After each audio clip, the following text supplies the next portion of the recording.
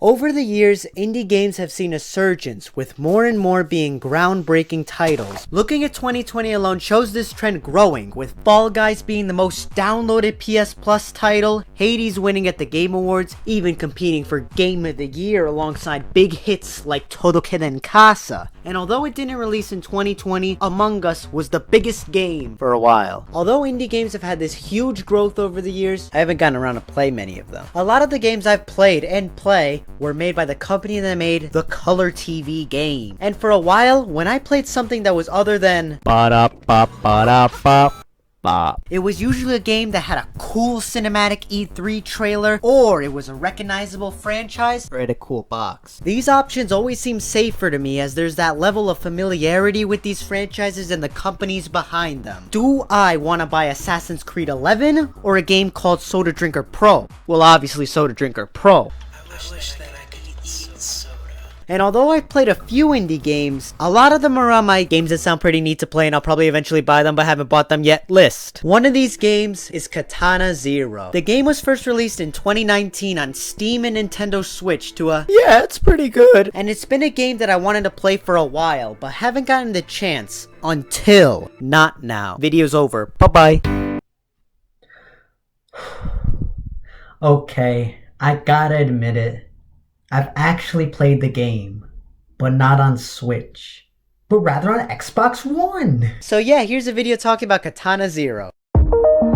A little background, the game was developed by ASCIIsoft and more specifically the one-man team of Justin Stander. The goal in mind with Katana Zero is to create a storytelling game with the main character being one that is fragile but can kill a lot of people.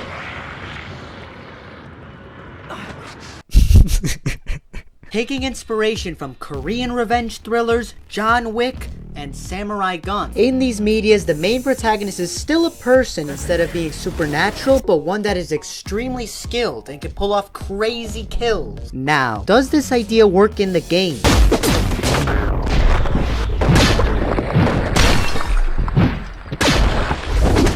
Yeah, it's a pretty fun game. The gameplay revolves around the one-hit kill that both the protagonist Zero and the enemies have. There's a good variety of them too, enemies that fight with their fist, one with a sword, with a rifle, a shotgun, these ones suck dick, police with a shield, police with no shield, drones, and turrets, these ones also suck. With the various level design being based on using projectiles such as the smoke bombs, flares, ray guns, it's really fun to plan your way around a level and satisfying to pull off a cool idea. That's not to say the game is easy. No, some of the levels make me very angry.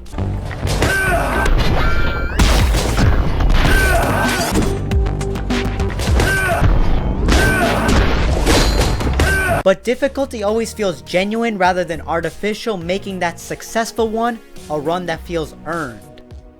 Zero's combat is quite fun. Of course you got the standard sword slash, but you also are able to use precognition to slow down time and speed it up. You can also deflect bullets if timed well, I stink at this, and use the projectiles from 98 words ago to get through the level. A really skilled player can use these techniques to speed through the levels. I do this. Story time. The story of Katana Zero revolves around a Japanese swordsman named Zero, whose only memory is that he wears a bathrobe. Over a 10-day period, he's given several assassination missions which revolve around a similar structure. Kill guy mentioned in a dossier, go home, drink tea. You can't forget this one.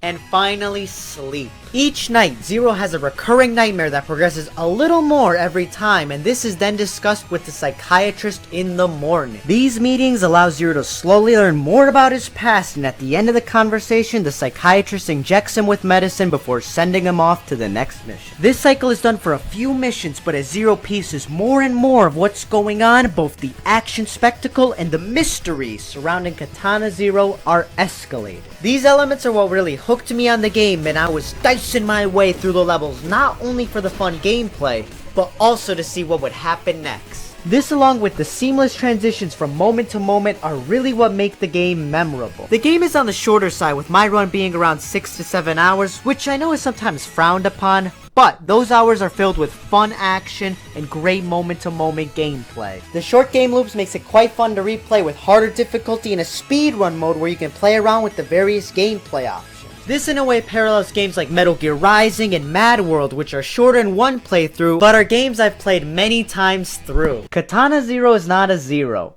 In fact, it's pretty good. It's a game that, although I've heard good things about it, really surprised me with how much I ended up enjoying it. As I mentioned, it's not the longest games, but with so many spectacle moments, it's quite the experience.